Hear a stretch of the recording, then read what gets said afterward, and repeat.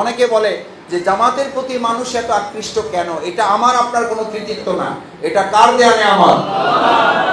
আরে ভাই, এরকম বিজয় আসলে তো মানবরচিত মতবাদের দিকে আল্লাহ বলেন তো নাই, আল্লাহ বলেই দিয়েছেন এরকম সাহায্য এবং বিজয় যখন মানুষেরা প্রত্যক্ষ করবে ফি দীনিল্লাহি আফওয়াজা, তখন আল্লাহর দ্বীনের দিকে মানুষ আসবে। বাংলাদেশ জামাত ইসলামী আল্লাহ সেই দ্বীন ধারণ করে, জামাত ইসলামের দিকে মানুষ আসবে, এটাই স্বাভাবিক।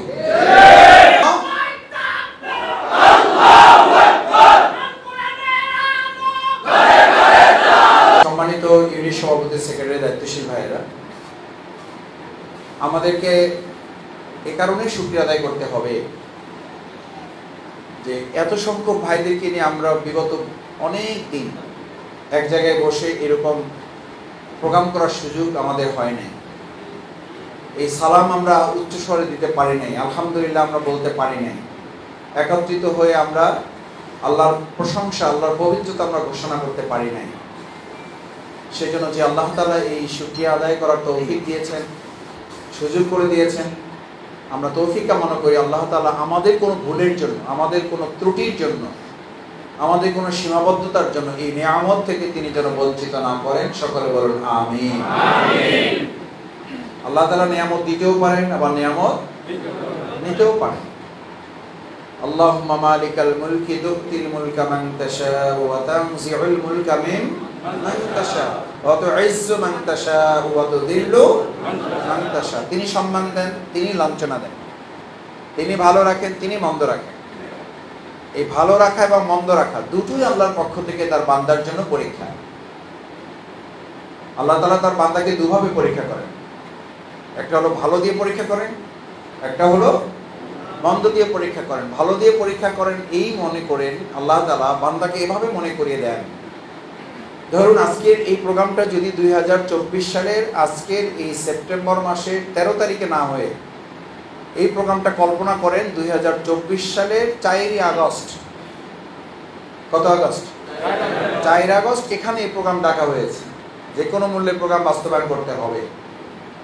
একটু কল্পনার জগতে এখন নিজেকে রাখেন। তাহলে তার আগের দিন অর্থাৎ 3 আগস্ট রাত থেকে আপনি তাহাজ্জুদ করা শুরু করতেন। ফজরের পরে দোয়া দুরুদ পড়া, 3 বার কুল আল্লাহ পড়া, ভালো করে মাথা গা মুছা, ডানে বামে সব সময় তাকাইতেন। আর ছোটওয়ালা লোক দেখলে বলতেন যে গোয়েন্দা সংস্থার লোক। লাঠি নিয়ে এলাকায় পাহারাদারি করতেছে, ওই এলাকার সম্মানে হয়তো সে ওখানকার পিয়ন বা দারোয়ান, আপনার কাছে মনে হয়তো এগুলো ছাত্রলীগ যুবলীগের ক্যাডার দাঁড়ায় আছে, আমাদের প্রোগ্রামে হয়তো আজকে সে হামলা করবে। এই সমস্ত পরিস্থিতির মধ্যে 3 আগস্ট রাতে যেভাবে আল্লাহকে স্মরণ করেছেন, আজকে এখন আপনাদেরকে যদি জিজ্ঞেস করি বিবেকের কাছে, চোখ বন্ধ করে 15 সেকেন্ড নিজেকে জিজ্ঞেস করেন যে ওই সময় আল্লাহকে যেভাবে স্মরণ করেছেন, আজকের এই 13 সেপ্টেম্বরের প্রোগ্রাম বাস্তবায়নের জন্য গতকাল রাত 12 সেপ্টেম্বর রাত থেকে শুরু করে আজকে এখন পর্যন্ত তার কাছাকাছি পরিমাণও আল্লাহকে স্মরণ করার সুযোগ আমাদের হয়েছে কিনা? অথচ আল্লাহ নির্দেশ কি? তাহলে ইউনিট সভাপতি সেক্রেটারি হিসেবে আল্লাহর নির্দেশ কি পালন করলাম আমি? শফিকুল ইসলাম মাসুদ, আমি মহানগরীর সেক্রেটারি, কি দায়িত্ব পালন করলাম? এটা তো আল্লাহর নির্দেশ।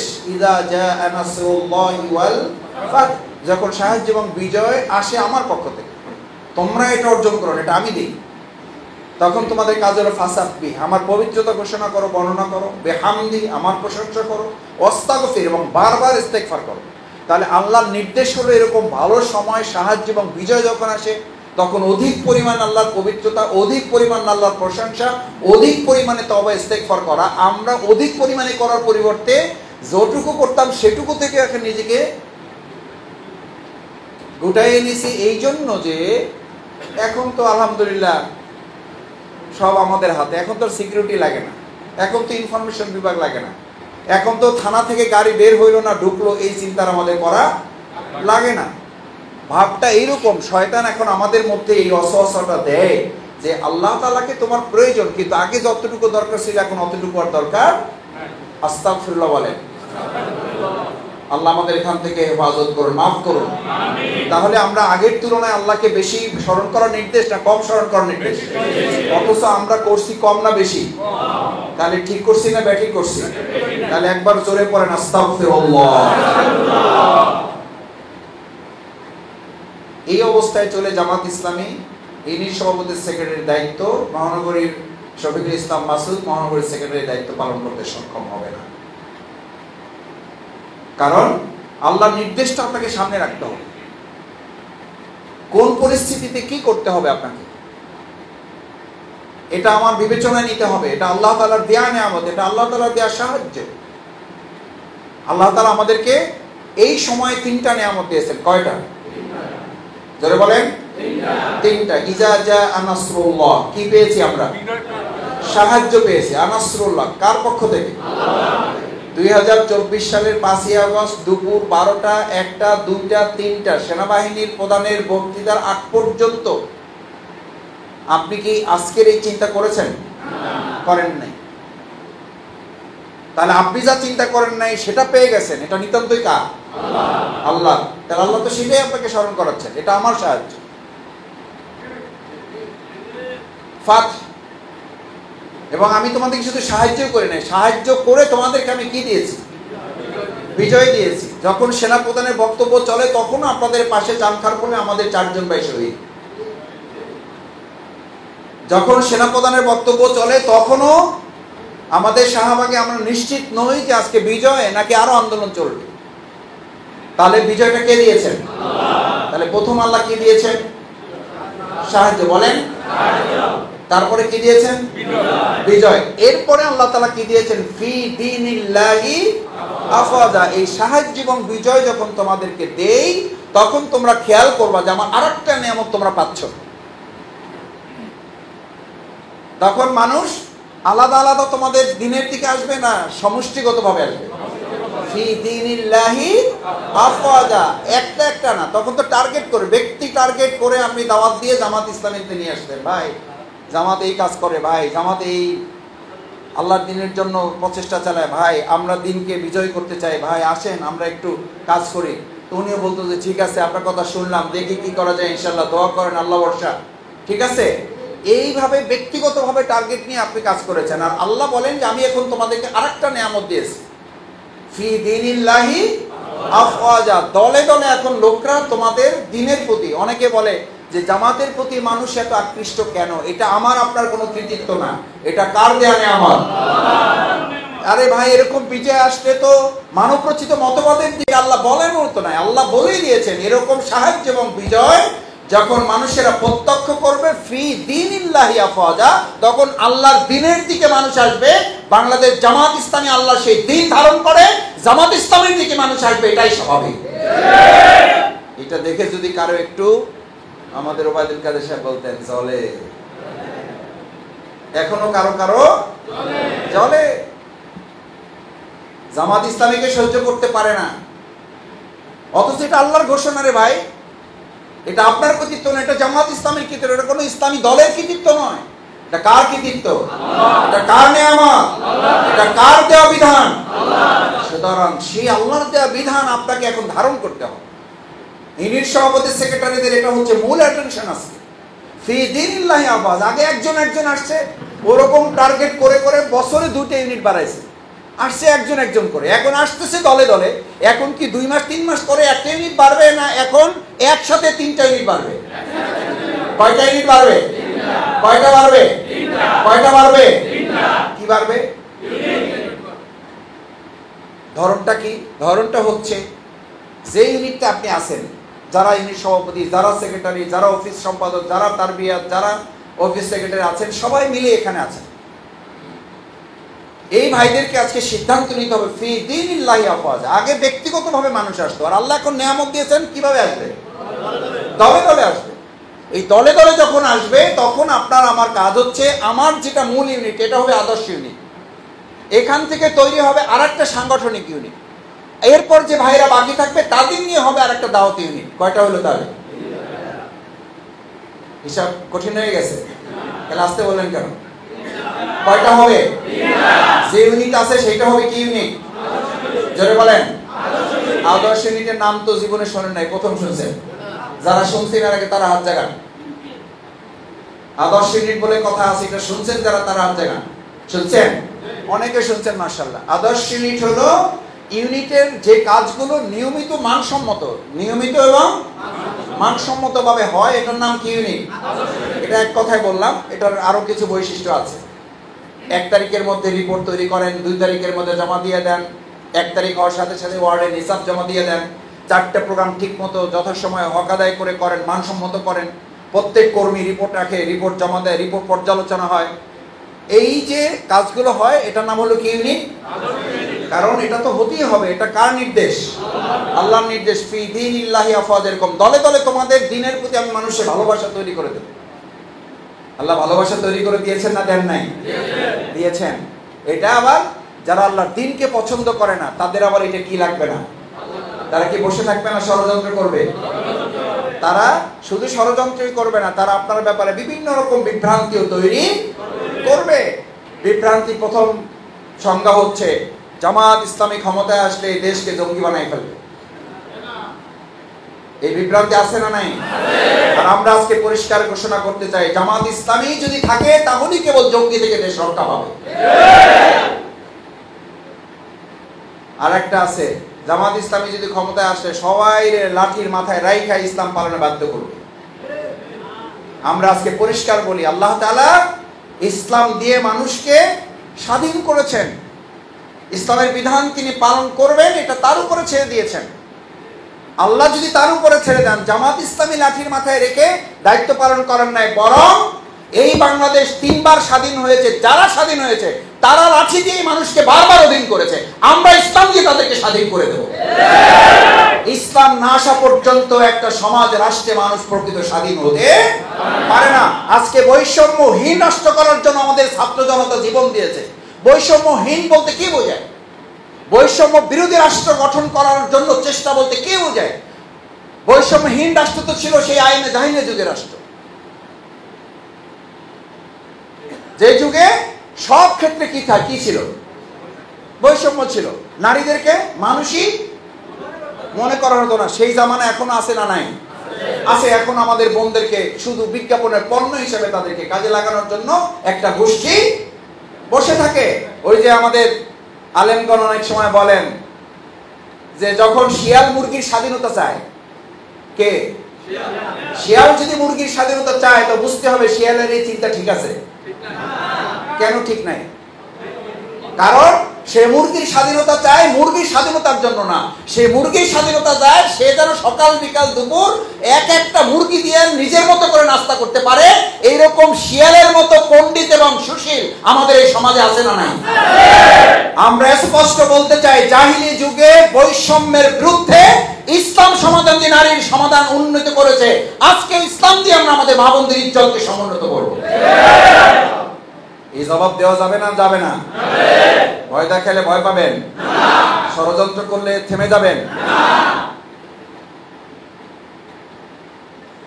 এরকম শিয়ালেরা এখন আমাদের মুরগির কি চাইবে? স্বাধীনতা চাইবে। এই শিয়াল পণ্ডিতদেরকে আমরা এটা বুঝাতে চেষ্টা করব। যদি না বুঝেন আল্লাহর কাছে সুপর্দ করব, তারপর যদি না হয় জনগণ আপনাদের উপযুক্ত জবাব দেবে। এরপরে কি বলবে? আরে জামাত ইসলামী এরা এরকম শুনতে দেখতে ভালো, এরা ক্ষমতায় গেলে বুঝবেন এরা আফগানিস্তান তালেবান বানাই ফেলবে। আমরা আজকে জিজ্ঞেস করতে চাই, আমাদের প্রিয় শিক্ষার্থী ছাত্র জনতা যারা জীবন দিয়ে একটা বৈষম্যহীন রাষ্ট্র গঠন করার জন্য তারা চেষ্টা করেছে, এখনো চেষ্টা চলছে। এই বৈষম্যহীন একটা রাষ্ট্রের চেষ্টা যেখানে চলে, সেখানে আইএমএ জাহিলিয়া যুগেও তো এরকম বৈষম্যই ছিল। সেই বৈষম্যের সমাধান কি কোনো মানুষের তৈরি করা আদর্শ মতবাদ দিয়ে সমাধান হয়েছে নাকি ইসলাম দিয়ে সমাধান হয়েছে? ওই সময়ে যদি বৈষম্যের বিরুদ্ধে সমাধানের রাস্তা ইসলাম হয়, আজকে শুধু না এখন থেকে কিয়ামত পর্যন্ত ইসলাম ছাড়া বৈষম্যহীন রাষ্ট্র কেউ তৈরি করতে পারবে না। ইসলাম ছাড়া বৈষম্যহীন রাষ্ট্র কেউ তৈরি করতে পারবে না। নিয়ে এসেছি জামাত ইসলামী এটা কোনো বক্তৃতায় বলে না, এখন বলে না, ভবিষ্যতেও বলবে না। আমরা নিজামী সাহেবের মতবাদ নিয়ে এসেছি। আমরা এটা জনগণকে বলি না, আমরা প্রফেসর গোলাম আজম রাহিমাহুল্লাহর মতবাদ নিয়ে এসেছি। আমরা বলি আমরা কার মতবাদ নিয়ে এসেছি? আল্লাহর মতবাদ নিয়ে এসেছি। সুতরাং আইএমএ জাহিলিয়া যুগের সেই বৈষম্যহীন একটা রাষ্ট্র গঠন যদি ইসলামই কেবলমাত্র করতে পারে, আজকের যুগেও ভালো করে খেয়াল করে দেখেন, প্রিয় নবী মুহাম্মদুর রাসূলুল্লাহ সাল্লাল্লাহু আলাইহি ওয়াসাল্লাম তখনও তার কাছে ওহী আসে নাই। তখন তিনি বৈষম্যহীন একটা রাষ্ট্র গঠনের জন্য চেষ্টার উদ্যোগ নিয়েছিলেন, না নেন নাই? ওই সংগঠনের নাম কি ছিল? কি ছিল? হিলফুল ফুজুল। ওটা কি আল্লাহ প্রদত্ত না তার চিন্তা? তার চিন্তা। প্রিয় নবী মুহাম্মদুর রাসূল সাল্লাল্লাহু আলাইহি ওয়াসাল্লাম ওহীর আগের চিন্তা। ভালো করে খেয়াল করে দেখেন, ইতিহাস বাস্তবতা সাক্ষীটা কি? প্রিয় নবী মুহাম্মদুর রাসূলুল্লাহ সাল্লাল্লাহু আলাইহি ওয়াসাল্লাম যিনি দুনিয়ার সমস্ত কিছুতে সফল, দুনিয়ার সমস্ত কিছুতে সফল, সেই সফল মানুষটার কাছে মহাগ্রন্থ আল কোরআন আসার আগ পর্যন্ত ব্যক্তি তার ওই আগের চিন্তা এবং পরের চিন্তা, শুধু পার্থক্য হলো ওহির জ্ঞান, ওহির বিধান, আল্লাহর আইন তার কাছে না থাকার কারণে তার একই ব্যক্তির প্রচেষ্টা ওহির আগে সফল হয় নাই, ওহির পরে সফল হয়েছে। তার মানে পৃথিবীতে আর এমন কোন ব্যক্তি দল আসতে পারে না ইসলাম বাদ দিয়ে সমস্যার সমাধান করতে পারে।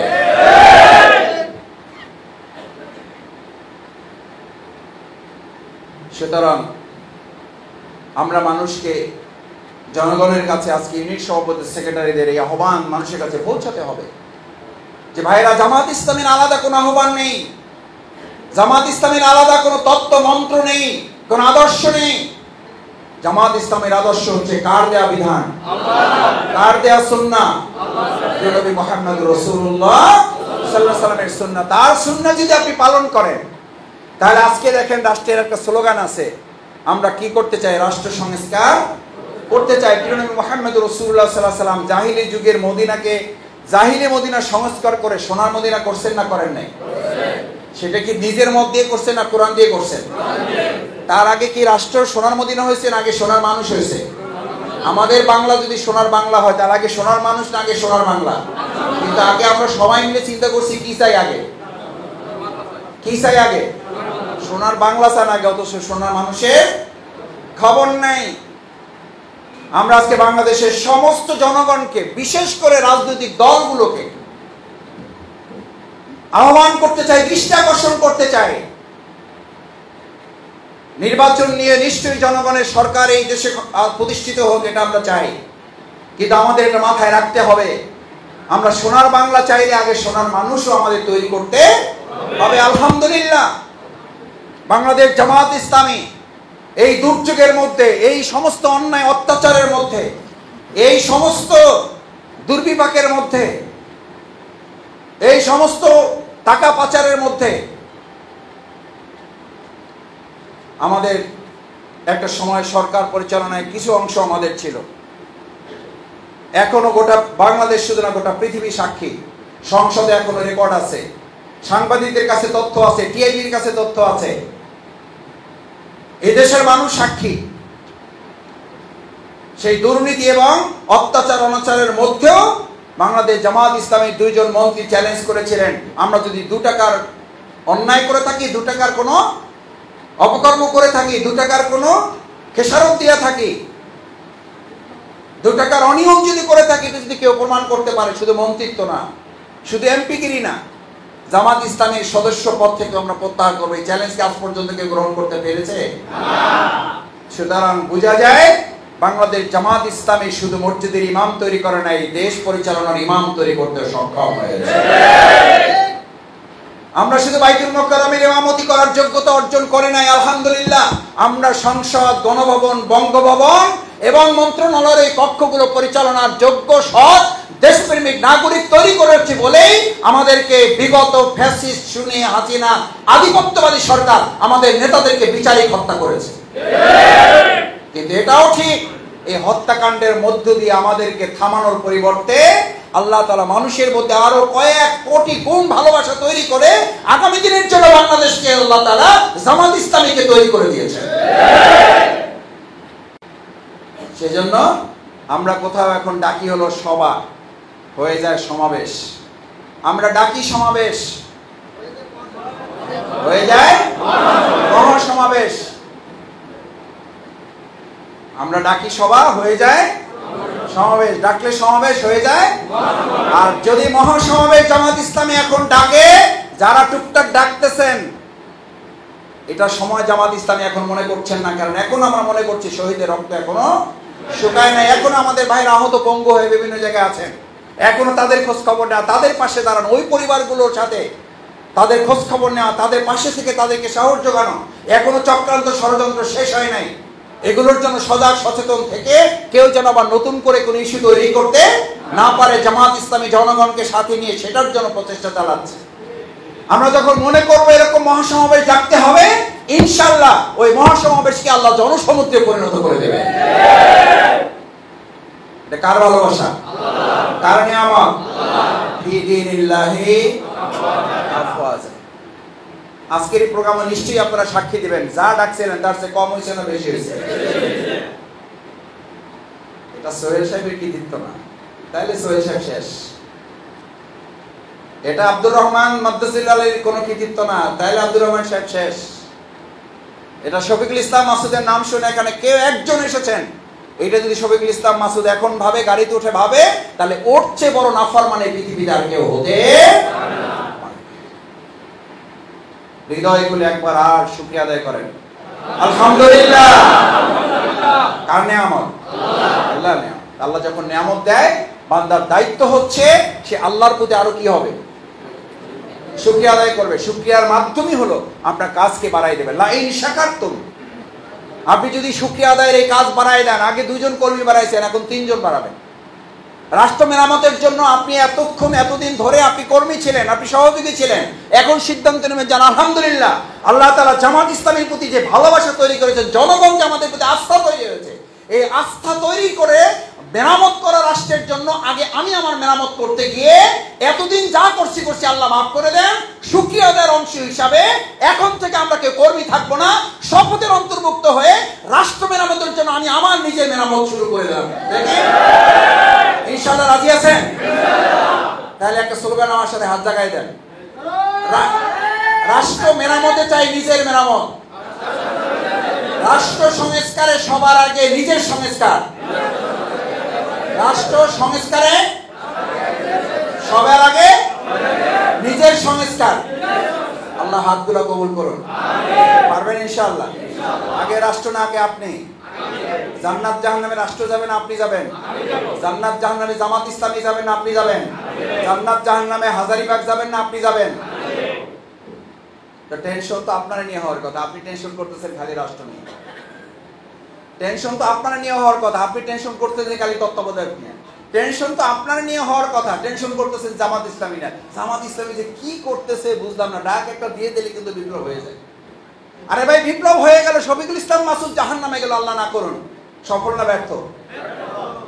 আপনি বিপ্লব দেখে যেতে পারেন নাই, চেষ্টা করতে করতে আল্লাহ আপনাকে মাফ করে জান্নাতি দিয়ে দিল, সফল না ব্যর্থ?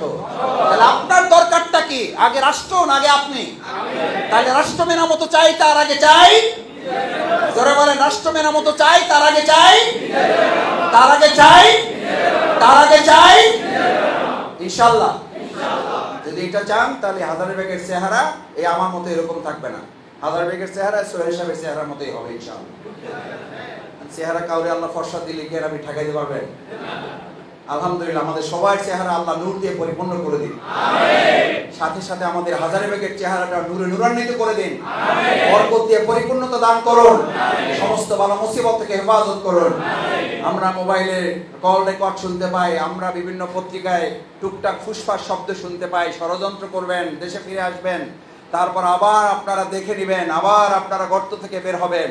পরিষ্কার কানে শুনে রাখেন, এই বাংলাদেশ আর 2024 সালের 5ই আগস্টের পিছনে ফিরে যাবে না। এই বাংলাদেশ এখন শুধু সামনের দিকে আগাবে এবং সামনের দিকে সুন্দর অর্থবহ একটা স্বাধীন বাংলাদেশ গড়ার জন্য এদেশের মানুষ যে কথা ইংরেজিতে বলেছে ওটার নামই ইসলাম। আমাদের কলিজার টুকরা শিক্ষার্থী সন্তানেরা ঢাকা বিশ্ববিদ্যালয় বুয়েট সহ বিভিন্ন প্রতিষ্ঠানগুলোতে কি স্লোগান দিয়েছে? উই ওয়ান্ট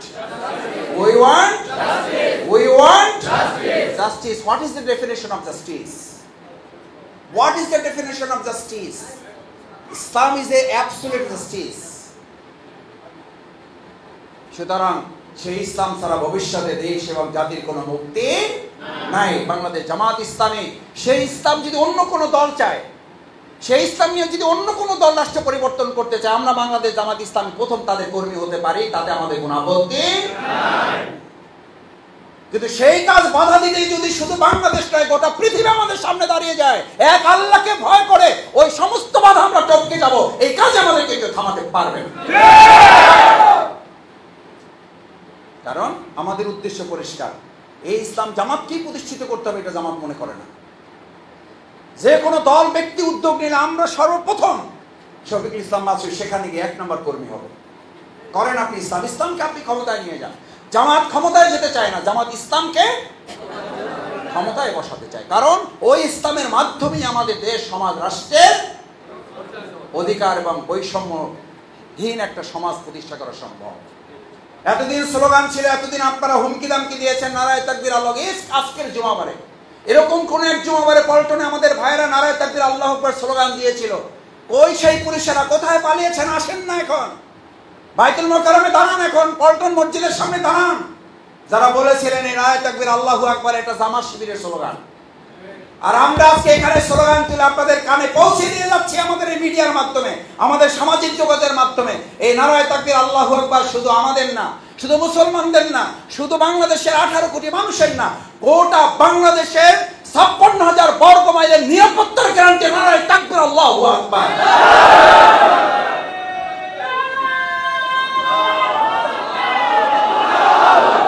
সেজন্য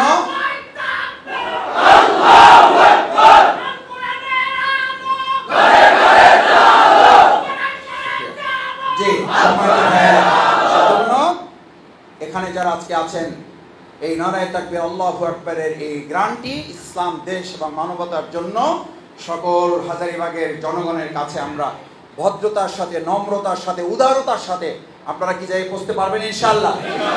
তাহলে আমাদের ইউনিট এখন হবে ইউনিটে না ঘরে ঘরে ইনশাআল্লাহ।